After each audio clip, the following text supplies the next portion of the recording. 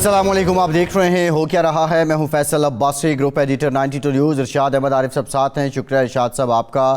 Peshawar high court نے آج فیصلہ دیا ہے اور پشاور ہائی کورٹ کی جانب سے ہی جو پی ٹی آئی کو حکم امتناع دیا گیا تھا انٹرا پارٹی الیکشن پر، اس کو اب ختم کر دیا ہے اور اس طرح 22 دسمبر کا الیکشن کمیشن کا فیصلہ بحال ہو گیا ہے۔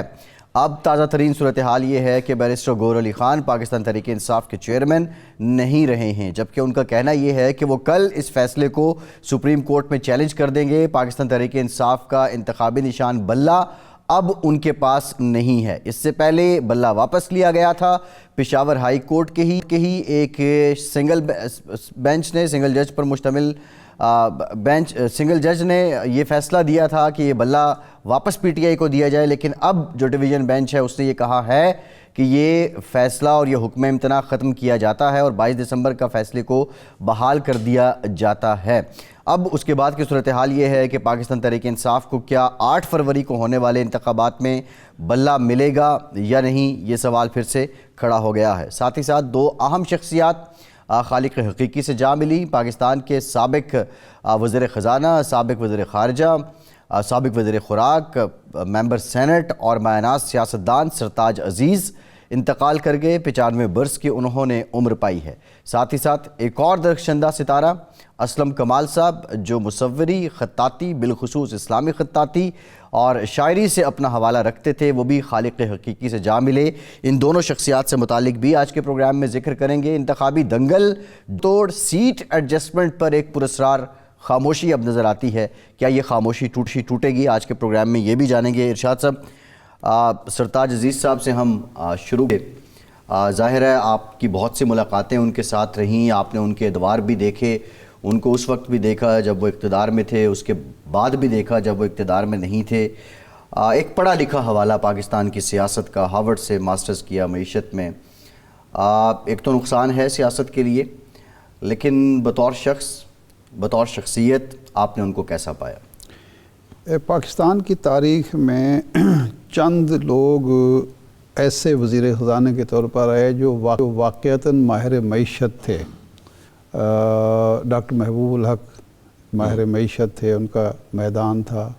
اسی طرح جناب سرتاج عزیز صاحب کا معیشت میدان تھا، تو سرتاج صاحب ان میں شامل تھے۔ جنوبی صاحب کی حکومت میں پہلی دفعہ وزیر خوراک بنے، اور پھر نواز شریف صاحب کے دو ادوار میں دو وزیر خزانہ اور وزیر خارجہ رہے۔ آخری دور میں سینٹ کا ان کو ٹکٹ نہیں دیا تھا، لیکن پھر وہ مشیر خارجہ کے طور پر خدمات انجام دیتے رہے، بلکہ چونکہ مجید نظامی صاحب سے ان کی عزیز داری بھی تھی اور ان کے اسلامیہ کالج کے کلاس فیلو بھی تھے، تحریک پاکستان میں انہوں نے حصہ لیا تھا، تو تھوڑا سا ہم بھی بے تکلف ہو جاتے تھے ان کے ساتھ۔ تو جب یہ مشیر خارجہ تھے تو میں نے کہا کہ اسلام آباد میں ایک بریفنگ میں میں نے کہا کہ پاکستان جو ہے وزیر خارجہ کے بغیر ہے، تو سرتاج صاحب آپ کو تو دقت پیش آتی ہو گیا تو مشیر خارجہ، تو کہنے لگے اصل میں بات یہ ہے کہ نالائق وزیر خارجہ سے لائق مشیر خارجہ بہتر ہوتا ہے، مجھے کبھی دقت پیش نہیں آئی۔ اپنے مزاج کے آدمی تھے، مرنجہ مرنج تھے۔ آپ اندازہ کر لیں کہ جب پرویز مشرف صاحب کے دور میں حکومت بنی مسلم لیگ کاف کی، سرتاج صاحب مسلم لیگ میں میاں نواز شریف صاحب کے ساتھ رہے، انہوں نے اس دور میں مسلم لیگ نون کو نہیں چھوڑا۔ اچھا، یہ کریڈٹ ان کا ہے؟ یہ ان کا کریڈٹ ہے، لیکن کریڈٹ آپ خورشید قصوری صاحب کا بھی لیں کہ انہوں نے ان دنوں یہ فارغ تھے تو انہوں نے ان کو اپنی یونیورسٹی کا وائس چانسلر لگایا۔ یعنی پاکستان مسلم لیگ کا سیکرٹری جنرل جو تھا، عملاً تو وہ سیکرٹری جنرل نہیں رہے تھے، تو جو سیکرٹری جنرل رہے تھے ان کو انہوں نے مسلم لیگ کاف کے وزیر خارجہ نے ان کی قابلیت، اہلیت، مزاج کی بنیاد پر اپنی یونیورسٹی کا وائس چانسلر لگایا، اور یونیورسٹی نے اس دور میں ٹھیک ٹھاک ترقی کی، نام بنا اس کا۔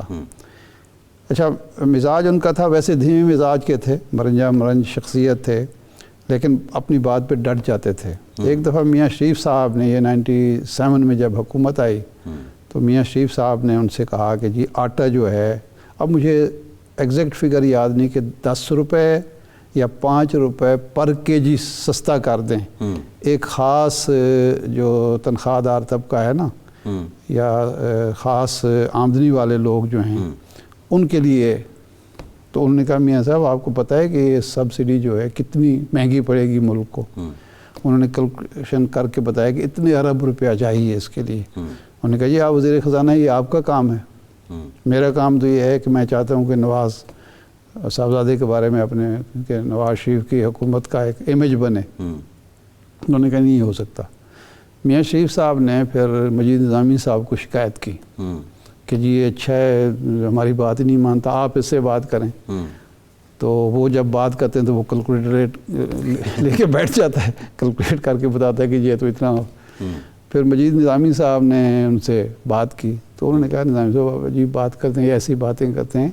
دیکھیں سبسڈی جو ہوتی ہے وہ بالآخر قومی خزانے پر بوجھ بنتی ہے. غریب کو ادھر سے تو میں فائدہ دے دوں گا لیکن جو انفلیشن اس سے آئے گی اس کا نقصان بھی تو غریب نے اٹھانا ہے. باقی چیزیں مہنگی ہو جائیں گی، آٹا سستا لے کے تو اس نے کیا کرنا ہے. صحیح ہے.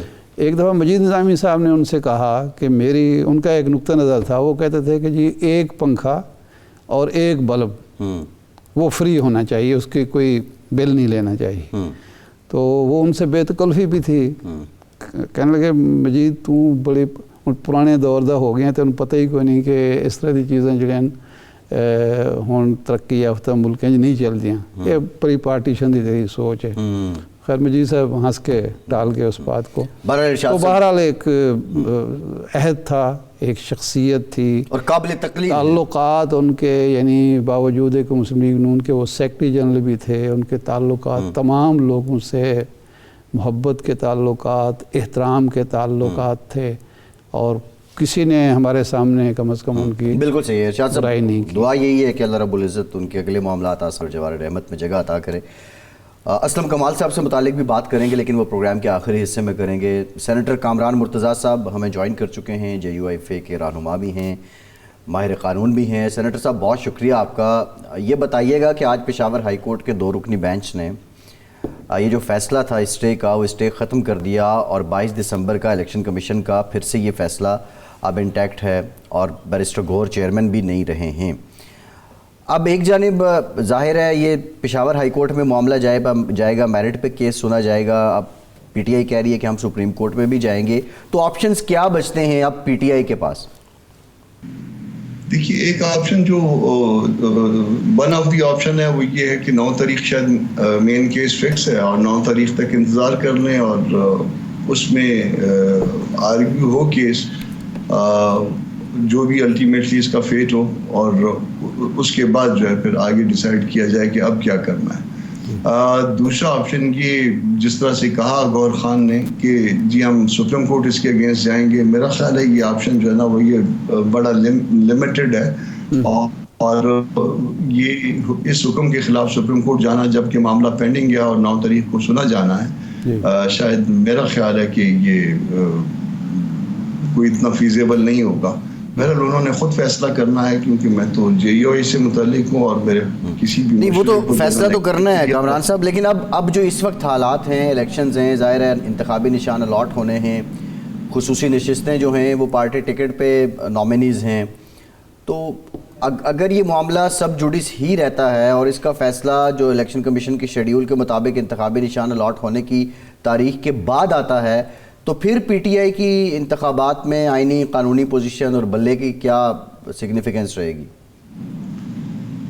دیکھیے PTI نے میرا خیال ہے کچھ اس معاملے میں فاش غلطیاں کی ہیں اور شروع سے کی ہیں. پہلی فاش غلطی تو یہ تھی کہ جو عمران خان صاحب والا الیکشن تھا جس کو انڈو کر دیا تھا الیکشن کمیشن نے، وہ الیکشن تھا اور وہ انڈو ہو گیا. پھر اس انڈو کیے جانے کو انہوں نے خود کنسیڈ کر لیا، یعنی اس کو چیلنج نہیں کیا، یعنی اس کے ساتھ اتفاق کیا. اب جب اتفاق کیا تو اس میں اس آرڈر میں کچھ ڈائریکشنز بھی تھی اور ڈائریکشنز کو یا ماننا چاہیے تھا یا پھر اس کو چیلنج کرنا چاہیے تھا. انہوں نے مان لیا. جب مان لیا تو پھر اس کی مطابقت میں نہیں گئے، اس کے مطابق نہیں چلے. جب نہیں چلے تو پھر اس کے نتائج جو ہے وہ سارے آہستہ آہستہ نکل رہے ہیں.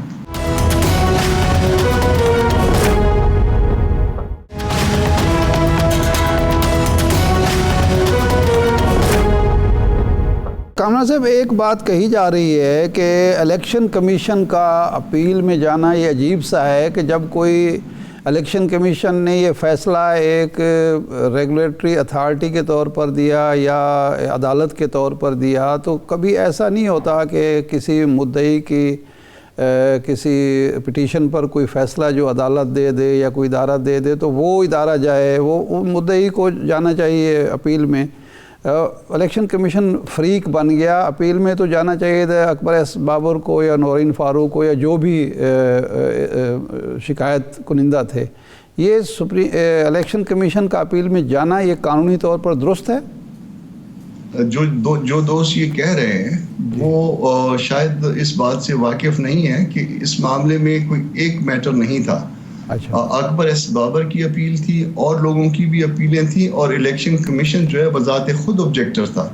یہ اگر تھوڑا سا اس الیکشن کمیشن کی آرڈرز کو دیکھا جائے تو اس میں جو ہے الیکشن کمیشن خود بھی آبجیکٹر تھا. اس الیکشن پہ ان کے اپنے جو ہے ادارے نے بہت سے سوالات اٹھائے تھے اور جس کو جو ہے لاسٹ میں علی ظفر نے اور غور خان نے اس کے بعد اس کے اوپر بھی آرگیو کیا تھا. تو یعنی اس میں ایک تو وہ اس کا ریگولیٹری کردار تھا اور اس کے اوپر ان کے اپنے اعتراضات بھی تھے اور جس اعتراض کو انہوں نے جوڈیشل سائٹ پہ اٹینڈ کیا اور اس جوڈیشل سائٹ پہ اٹینڈ کرنے کے بعد اس کو ایکسیپٹ بھی کیا.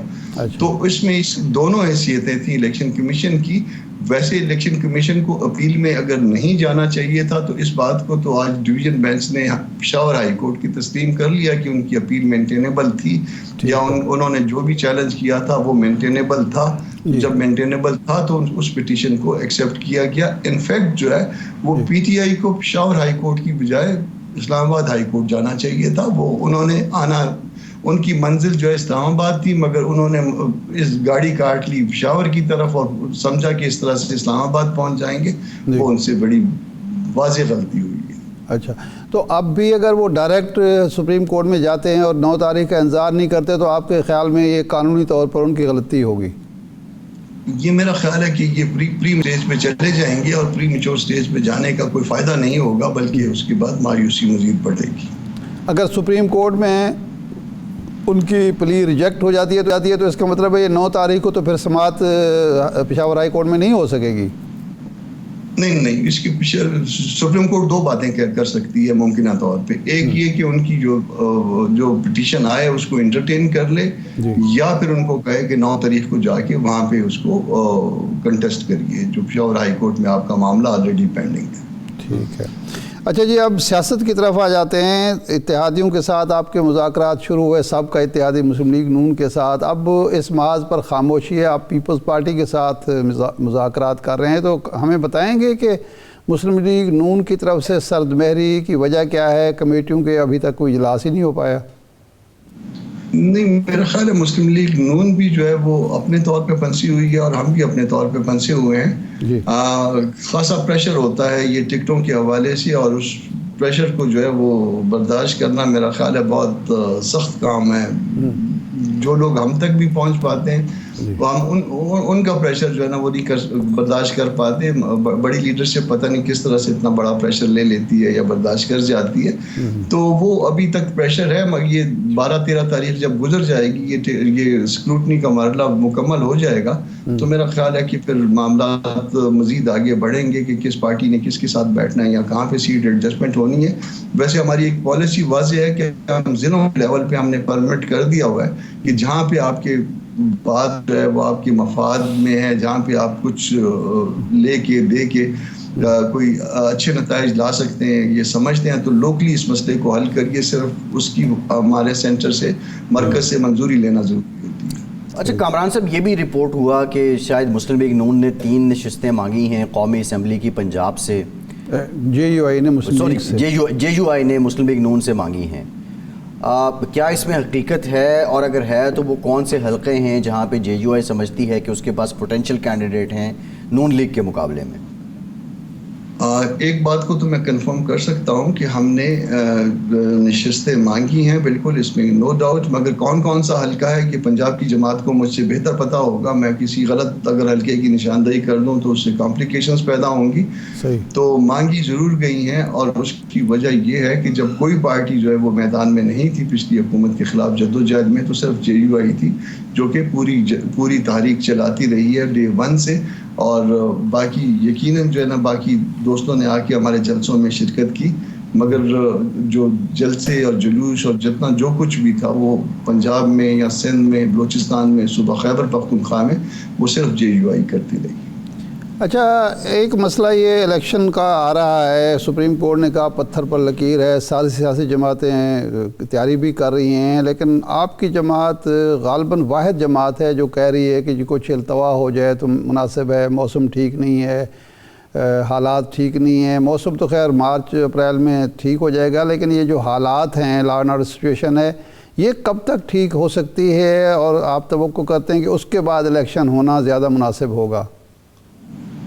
میں ایک ٹی وی چینل پہ تھا، تو مجھے شاید انہوں نے کہا کہ محسن داور پہ جو ہے نا وہ فائرنگ ہوئی یا اس کی گاڑی پہ اور یا اس کے اوپر. تو اللہ پاک رحم کرے، حالات کو ٹھیک ہونا چاہیے، الیکشن ہونے چاہیے. الیکشن جو ہے وہ ملک کو چوزن ریپرزنٹیٹیوز کے ذریعے چلنا چاہیے، نہ کہ کسی کیئر ٹیکر سیٹ اپ کے تحت چلنا چاہیے. مگر اس الیکشن کے لیے ایک ماحول بنا ہونا چاہیے، اور وہ ماحول جو ہے الیکشن کمیشن نے اور ان کیئر ٹیکرز نے بنانا ہے، جو کہ ابھی تک نہیں بن پایا. ہم کو ہر روز ایک تھریٹ لیٹر جو ہے نا وہ دے دیا جاتا ہے. پہلے مولانا صاحب کے حوالے کر دیا جاتا تھا، جو تقریباً درجن جو ہے تھریٹ لیٹرز آ گئے. ابھی ان کے بیٹوں کے حوالے بھی جو ہے نا وہ تھریٹ لیٹرز جو ہے نا وہ شروع ہو گئے ہیں. پھر محسن داوڑ والا واقعہ جو ہے نا میں نے آپ کے سامنے عرض کیا. تو اللہ پاک رحم کرے کہ امن امان کے ساتھ سارے معاملات ہوں، حالات اللہ کرے کہ ٹھیک ہوں، اور ہم سارے الیکشن میں جائیں بر وقت، اور وقت پہ الیکشن ہو پائیں. تو کامران صاحب، آپ کی جو تحفظات اور شکایات ہیں، کیا الیکشن کمیشن کو تحریری طور پر بھی آپ نے آگاہ کیا ہے کہ یہ مسائل آ رہے ہیں؟ نہیں، تحریری طور پہ میرے علاوہ اگر کسی اور دوست نے آگاہ کیا ہو تو مجھے نہیں پتا، مگر کم از کم کیونکہ یہ معاملات میں ڈیل کرتا ہوں، اگر الیکشن کمیشن کے معاملات ہوں یا عدالتوں کے معاملات ہوں، تو ہماری طرف سے کوئی تحریری طور پہ ایسی بات نہیں کی. نہیں تو پھر میڈیا پہ آپ لوگ یہ سب باتیں کر رہے ہیں، الیکشن کمیشن یہ کہہ دے کہ آپ لوگوں نے باضابطہ ہمیں آگاہی نہیں کیا، تو پھر جواز آپ کا کیا رہے گا؟ آپ کی دلیل میں جان کتنی رہے گی؟ دیکھیے مولانا اگر کوئی پریس کانفرنس کرتے ہیں تو وہ اتنی بھی جو ہے نا وہ کیجول بات نہیں ہے کہ اس کو اوور لک کر لیا جائے یا کوئی کہے کہ ہمیں پتہ نہیں ہے. الیکشن کمیشن کے پاس بہت سے اختیارات میں ایک اختیار یہ بھی ہے کہ وہ سو موٹو بھی ایکشن لے سکتا ہے یا معاملات دیکھ سکتا ہے. تو یہ اگر وہ سمجھتے ہیں یا وہ کہتے ہیں کہ حالات جو ہے بہت پرامن ہیں، یہ اسپیشلی دو صوبوں میں، صوبہ خیبر پختونخوا میں اور بلوچستان میں، تو بالکل ضرور الیکشن. دیکھیں، آج سپریم کورٹ میں لیول پلینگ فیلڈ کی اور توہین الیکشن کمیشن کی جو درخواست دی گئی تھی، الیکشن کمیشن کے خلاف توہین عدالت کی جو درخواست دی گئی تھی PTI کی طرف سے، تو لطیف کھوسہ سے بھی معزز ججز یہ بار بار پوچھتے رہے کہ آپ کے پاس شواہد کیا ہیں، آپ نے کیا الیکشن کمیشن کو باضابطہ آگاہ کیا ہے. تو وہ ایک جواز تو تھا. تو اس تناظر میں جتنا میڈیا پہ بات ہو رہی ہے، آئی تھنک آپ کے تحفظات جانے تو چاہیے تھے. دیکھیے ہمارے پاس تو شواہد جو ہے نا وہ ہماری 7 درجن جانیں تو ایک دفعہ میں گئی ہیں باجوڑ میں. حمداللہ پہ حملہ ہوا ہے، وہ شہادت کیا کافی نہیں ہے. اکبر ترین پہ حملہ ہوا ہے، وہ شہادت کافی نہیں ہے. 1 درجن مولانا کو تھریٹ لیٹرز ایشو ہو چکے ہیں، وہ کافی نہیں ہے. کیا ان کی کافی الیکشن کمیشن کے پاس نہیں ہے؟ مولانا کے بیٹے کو آج جو ہے تھریٹ لیٹر ایشو ہوا ہے، وہ کیا کافی نہیں ہے؟ پشتین صاحب والا واقعہ جو آج جو کچھ رپورٹ ہوا ہے، اگر وہ درست ہے تو کیا یہ شہادت کافی نہیں ہے؟ تو یہ بہت سارے ایسے شواہد موجود ہیں، مگر اسٹل اگر الیکشن کمیشن انسسٹ کرتا ہے کہ معاملات پرامن ہیں تو بسم اللہ کریں. اچھا کامران صاحب، یہ تو ہمارے ملک دشمنوں کی خواہش ہو سکتی ہے، ہمارے دشمنوں کی خواہش ہو سکتی ہے کہ ملک میں انتخابات نہ ہوں وقت پر، التوا ہو. ہماری تو قوم کی تو یہی خواہش ہے کہ وقت پر ہو جائیں، اور سپریم کورٹ بھی یہی کہہ رہی ہے. اگر ہم ان حالات کو بہانہ بنا کر الیکشن کو آگے لے جاتے ہیں تو یہ تو ان کی کامیابی ہوگی. 2013 میں حالات اس سے زیادہ خراب تھے، لیکن اس کے باوجود الیکشن ہوئے. 8 میں اس سے بھی زیادہ خراب تھے، اس کے باوجود الیکشن ہوئے. تو اللہ نہ کریں کہ 2008 سے یا 2013 سے زیادہ حالات خراب ہوں اور الیکشن ہونے چاہیے. ہم بھی کہتے ہیں کہ الیکشن ہونے چاہیے, مگر ماحول تو بنا دیجیے نا. ہم تو یہ نہیں کہتے کہ الیکشن نہیں ہونے چاہیے, ہم کہتے ہیں الیکشن کا ماحول بنا دیجیے, ہمیں اتنا آزاد کر دیجیے کہ جس میں ہم اپنی کمپین کر سکیں. بہت شکریہ سینیٹر کامران مرتضیٰ صاحب, آپ کے وقت آپ موجود تھے, JUIFA کا موقف بھی بتا رہے تھے, کچھ قانونی نکات پہ بھی اپنی جو ان کی ماہرانہ رائے ہے اس سے بھی آگاہ کیا. ایک بریک کے بعد دوبارہ بات کرتے ہیں.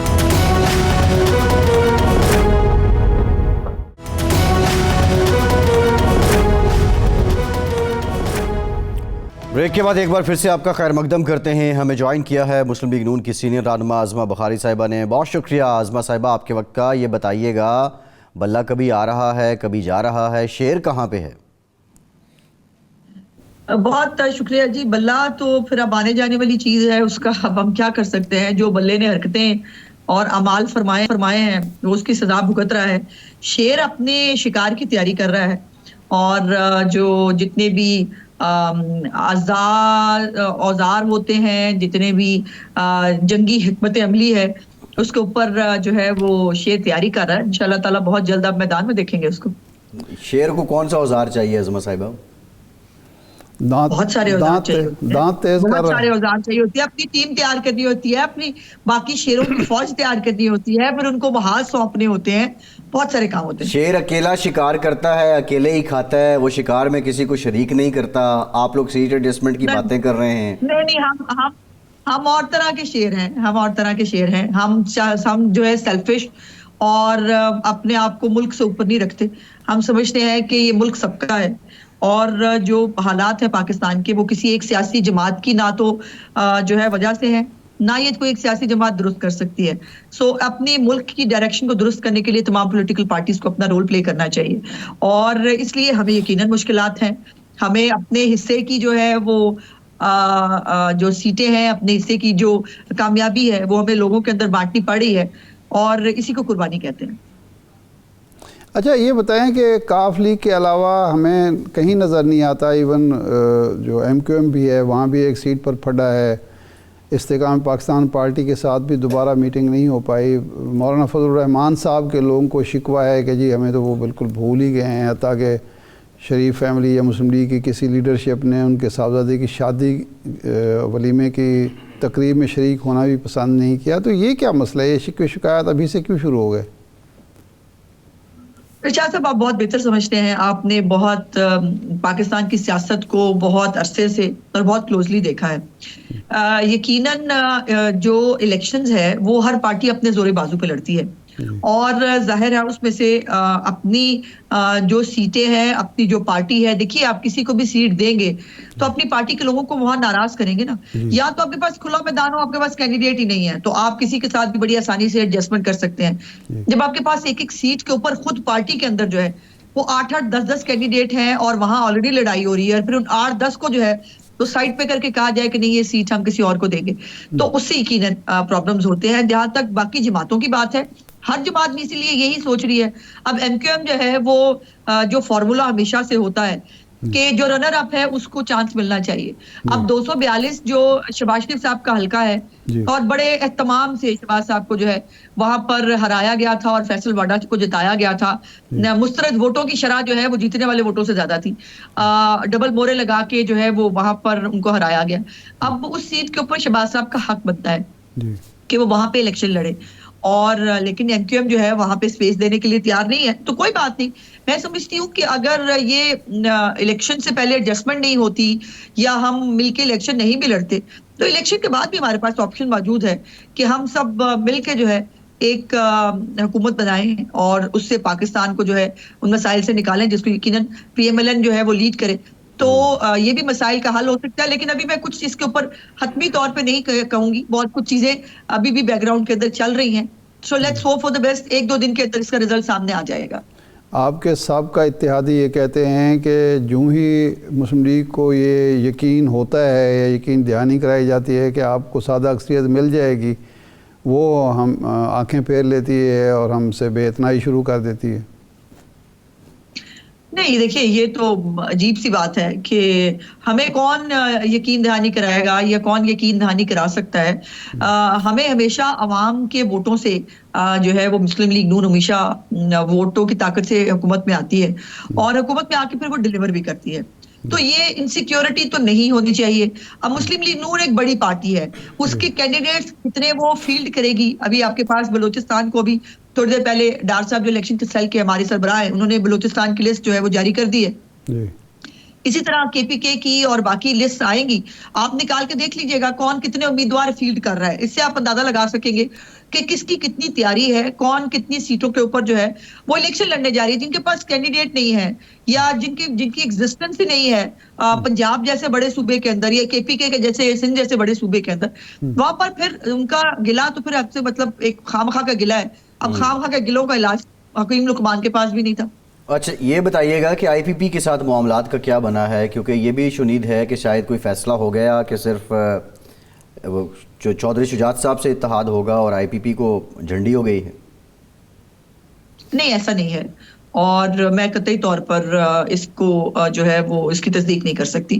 آئی پی پی کے ساتھ تو ہے بالکل ہماری بات چیت ہوتی رہتی ہے, بات چیت چل رہی ہے, لیکن وہ کس حد تک ہوگی, کتنی سیٹوں تک ہوگی اور اس کا کیا نتیجہ ہوگا, میں نے جیسے گزارش کی کہ اس کے لیے 1-2 دن اب تو ویسے بھی پارٹی ٹکٹ جمع کرانے کے لیے جو ہے وہ تھوڑے دن بچے ہیں, اور پارٹیوں نے بھی جو ہے اس سے پہلے اپنی لسٹیں جاری کرنی ہے, جو بھی ایڈجسٹمنٹ ہونی ہے ظاہر ہے ایڈجسٹمنٹس کو دیکھ کر لسٹیں جاری ہوں گی. تو یہ تھوڑے دن ہے, اس میں بہت جلدی چیزیں سامنے آ جائیں گی. تو لاہور کی یہ جو مذاکرات چل رہے ہیں یا چلیں گے یہ مطلب ہے 13 جنوری سے پہلے مکمل ہو جائیں گے یا 8 فروری کے قریب جا کے مکمل ہوں گے؟ جی نہیں, یہ شاہ صاحب آپ کو معلوم ہے کہ 10 تاریخ تک جو ہے وہ الیکشن سمبل جو ہے وہ الاٹ کرانے کے لیے پارٹی ٹکٹس جمع کرانی ہے. تو پارٹی ٹکٹس ظاہر ہے وہیں پر جاری ہوں گی نا جہاں پر ہمارے کینڈیڈیٹ ہوں گے, اور اگر ایڈجسٹمنٹ ہوگی تو وہاں پر پارٹی ٹکٹ اس جگہ پہ جاری نہیں ہوگی. تو وہ بھی ظاہر ہے ایک اس سے پہلے ہی یہ تمام چیزیں فائنل ہونی ہے. تو 10 تاریخ تک انشاءاللہ تعالی, بلکہ اس سے کچھ پہلے ہی شاید یہ بہت ساری چیزیں جو ہیں وہ آپ کے سامنے آفیشیلی جو ہے وہ لے آئی جائے. ابھی میڈیا کے اوپر بہت ساری باتیں, بہت سارے ذرائع اور بہت ساری پتہ نہیں چیزوں سے چل رہے ہیں, لیکن حتمی چیز جو ہے حتمی وہ ہوگی جو پارٹی آفیشیلی جاری کرے گی. اچھا عظمت صاحبہ, لاہور کی بات کریں تو لاہور میں حلقے کم ہیں, آپ کے امیدوار زیادہ ہیں اور مستند لوگ ہیں جن کو ہم کہہ سکتے ہیں کہ وہ الیکٹیبلز ہیں. ایک وہ ایگزامپل اگر جو کوٹ ہو رہی ہے یا شیخ روہیل اصغر صاحب سے متعلق, تو کیا لاہور کا فیصلہ آخر میں ہوگا, اور اگر کسی کو بیٹھنا پڑے گا تو اس کو کنونس کیسے کیا جائے گا, اس کو کیا اس کے سامنے رکھا جائے گا؟ دیکھیے یہ بہت ساری چیزیں ہیں جو میں کھل کر آپ کو تو نہیں بتا سکتی, لیکن یہ بات اپنے طور پر ایک مصدقہ اور مستند چیز ہے کہ نہ سردار ایاز صادق صاحب کو جو ہے وہ نظر انداز کیا جا سکتا ہے, نہ روہیل اصغر صاحب کو نظر انداز کیا جا سکتا ہے. پرابلم یہ ہے کہ ان دونوں کے حلقوں میں اتنی بری طرح کی حلقہ بندی ہوئی ہے کہ ان دونوں کے حلقے جو ہے وہ گڑبڑ ہو گئے ہیں, اور اب اس کے اوپر پارٹی نے کوئی نہ کوئی چیز سوچ لی ہے. یقیناً ریسٹ ایشور کہ نہ ایاز صادق صاحب جو ہے وہ نگلیکٹ ہوں گے, نہ روہیل اصغر صاحب جو ہے وہ نگلیکٹ ہوں گے. ان دونوں کو جو ہے پارٹی ساتھ لے کے چلے گی, اور لاہور کے فیصلے ہمیشہ ویسے بھی اینڈ پہ ہوتے ہیں. اور یہ بھی ذہن میں رکھیے کہ اپنے کارڈ جو ہے وہ دشمنوں کے کارڈ سے پہلے سارے شو نہیں کرتے.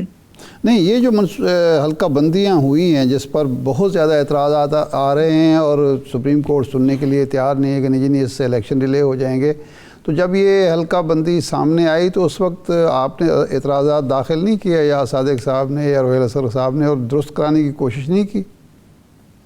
جی کیے, جی بالکل کیے.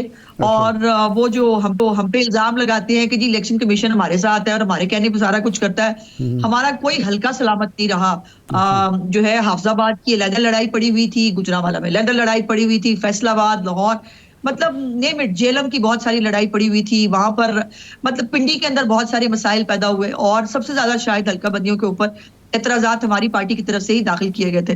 لیکن انفارچونیٹلی ان اعتراضات کے اوپر شاید ایک آدھے کو کوئی جو ہے وہ ریلیف ملا ہو, باقی جو ہے وہ ایز اٹ از جو ہے وہ جا رہے ہیں. اور ہم بھی کسی ایسی خامخواہ کے وہ سٹگما نہیں لینا چاہتے اپنے اوپر کہ ہم الیکشن سے بھاگ رہے ہیں یا ہم الیکشن ڈیلے چاہتے ہیں.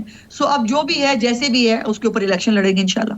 نہیں, لیکن آپ یہ آخر انالائز تو کیا ہوگا کہ یہ حلقہ بندی اس طرح کی ناقص हल्का बंदी क्यों की गई? ये मिस मैनेजमेंट है, कोई मंसूबा है? नहीं, ऐसे नहीं है जी नहीं इरशाद साहब, अगर आपका पॉइंट ऑफ व्यू देखें इलेक्शन कमीशन का, तो आपको पता है कि हल्का बंदियां हमेशा आबादी की जो है वो तादाद के हवाले से होती हैं, और इसमें जो है वो कोई और दूसरी राय नहीं है कि बहुत सारी जगहों पर, खासतौर पर जो अर्बन सेंटर्स हैं उन पर आबादी फैली है, आबादी बड़ी है, और बहुत सारी जगहों से लोग माइग्रेट करके बड़े अर्बन सेंटर्स की तरफ जाते हैं। तो ये इश्यूज तो हुए हैं, और इन इश्यूज के ऊपर जो उन्होंने एक लिमिट रखी हुई है 10 लाख के करीब, 9 या 10 लाख के करीब जो आबादी है, वो एक एनए के ऊपर जो है वो कॉम्प्रोमाइज करती है। अब उस जितनी आबादी है उसके ऊपर उनको लाइनें खींचनी पड़ती हैं। तो ये एक बड़ा टेक्निकल मामला है, इलेक्शन कमीशन के पास अपने पॉइंट्स हैं इसके हवाले से जो वो देते हैं, लेकिन अब जो है जैसा है कि बुनियाद पर हम इंशाल्लाह इलेक्शन करेंगे।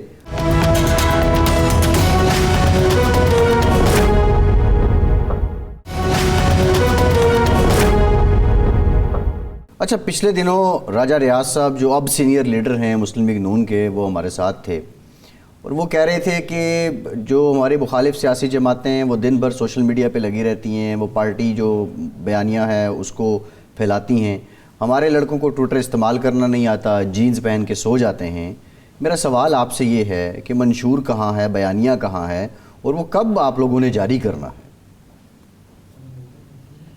बड़ी जल्दी जारी हो रहा है जी, और आज भी हम एक मीटिंग जो है वो करके चीज़ों को, देखिए ये मंशूर बनाना आसान काम नहीं होता इसके ऊपर, और हम वाहिद वो पार्टी हैं जिसने मंशूर कमेटी का ऐलान भी सबसे पहले किया था, और हमने तो एक पोर्टल जो है वो अनाउंस किया है पिछले हफ्ते, जिसके अंदर हम आवाम से भी राय ले रहे हैं, और हमारा जो सेंस है वो ये है कि मिलकर बनाएंगे नया पाकिस्तान सॉरी गलत हो गया, नया पाकिस्तान नहीं बनाएंगे, हम अपना पुराना पाकिस्तान की हालत में वापस लेके आए 2017 में। लेकिन आपके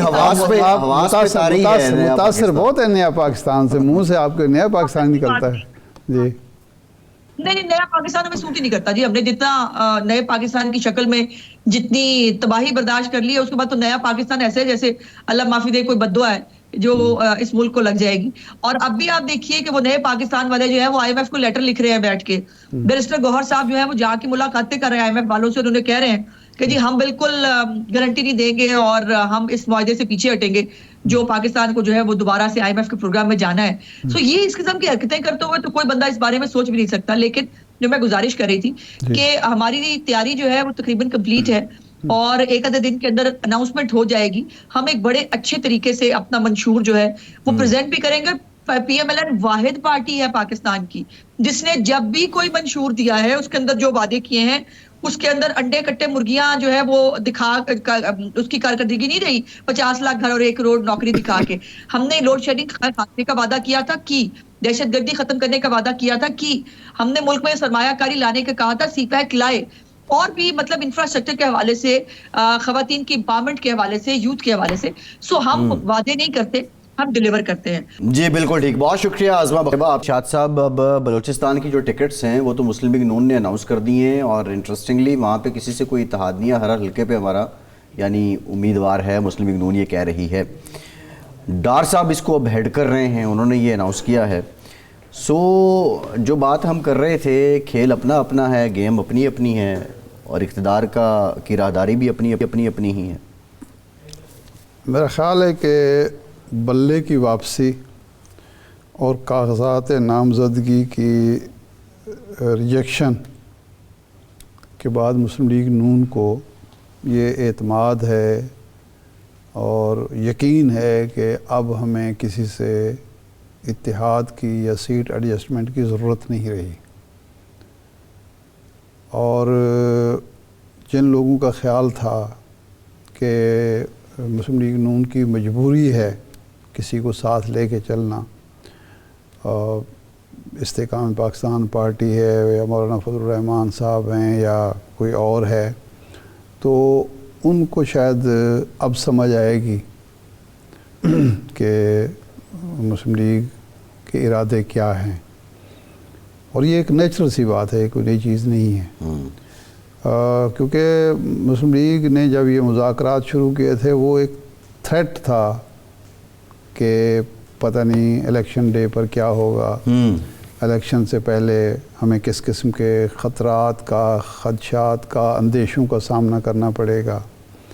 لیکن جو وہ حالات ان کے فیور میں جا رہے ہیں کہ جب مد مقابل ہی نہ رہے میدان میں تو پھر تو مقابلہ تو ارشاد صاحب ہوگا نا.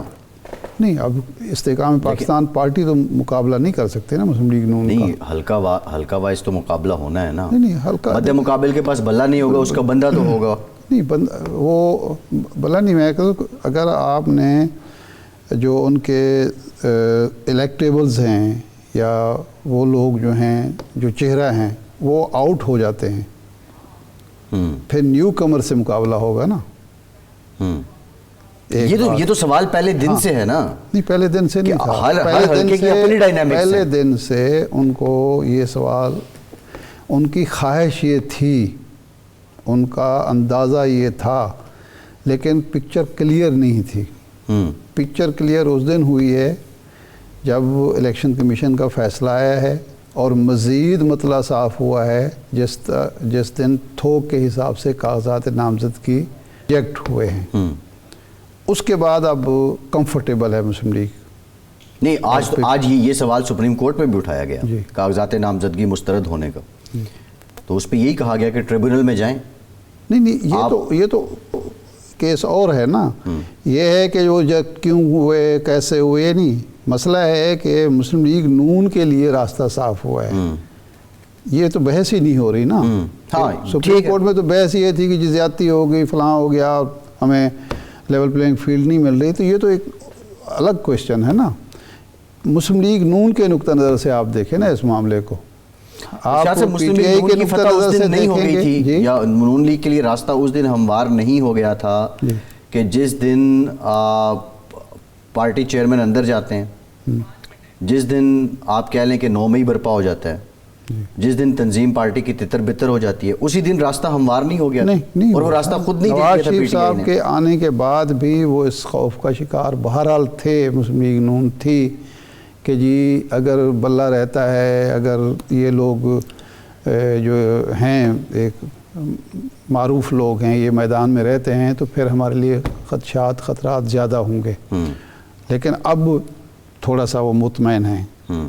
اگر 10 جنوری تک صورتحال میں کوئی تبدیلی نہیں آتی، یہی برقرار رہتی ہے، تو پھر میرا خیال ہے چودھری شجاعت صاحب کو بھی پھر ایک سیٹ پر ہی شاید اکتفا کرنا پڑے. میرا خیال ہے ایک پسند کی ایک سیٹ مل جائے گی، اس سے زیادہ میرا نہیں خیال کہ ان کو ملے گا.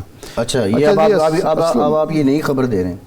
پہلے آپ نے چٹھا صاحب پہ رکھ کے کہا تھا مولانا کو جھنڈی ہوگی، جترین صاحب کو جھنڈی ہوگی. ماضی کے تجربات اب آپ کہہ رہے ہیں کہ چودھری شجاعت کو بھی جھنڈی ہوگی. چودھری شجاعت صاحب کو پھر ایک سیٹ مل جائے گی، ان کے سالک صاحب والی کافی نہیں.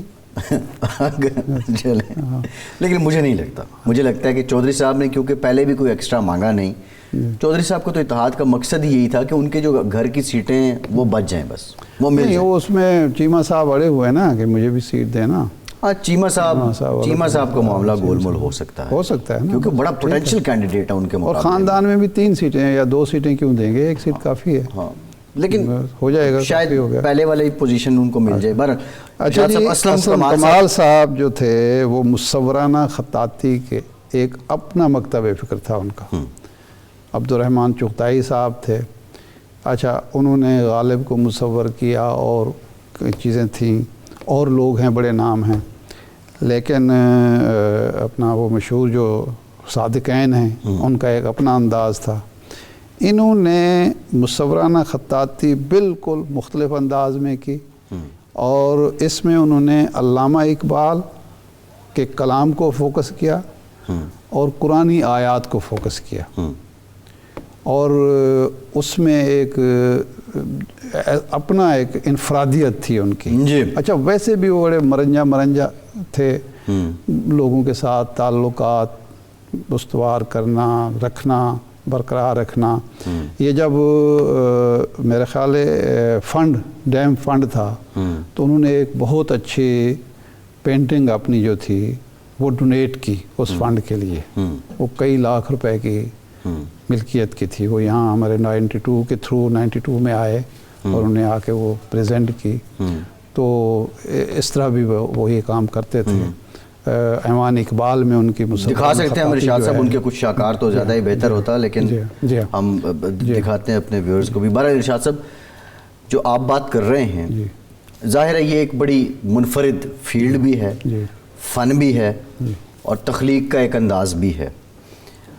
शायरी के ये भी कहा जाता है कि शायर भी हैं वो और किया है। इस फील्ड में असलम कमाल जैसे लोगों का अब मज़ीद पाकिस्तान में पैदा होना आप समझते हैं कि यकीनी है?